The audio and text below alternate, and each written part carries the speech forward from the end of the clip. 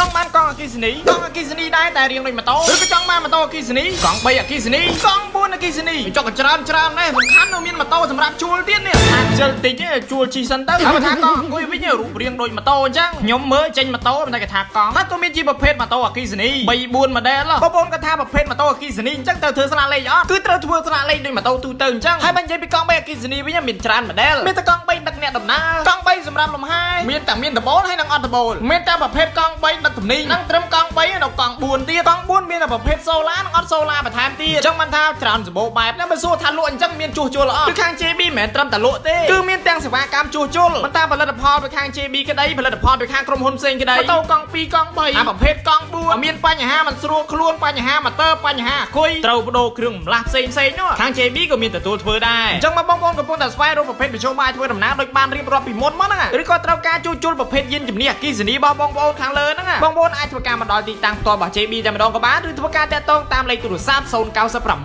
3ដើម0016ឬមួយខ្សែទៀត099 626 8 ដើមលេខទាំងមាន Telegram ឬឆាតមកកាន់ page JB ម៉ូតូអគ្គិសនីសម្រាប់ទីតាំងហាងរបស់យើងគឺស្ថិតនៅលើផ្លូវ271សកាត់ទឹកឡោ3ខានទួលគោករាជធានីភ្នំពេញម្ដុំផ្សារហេលី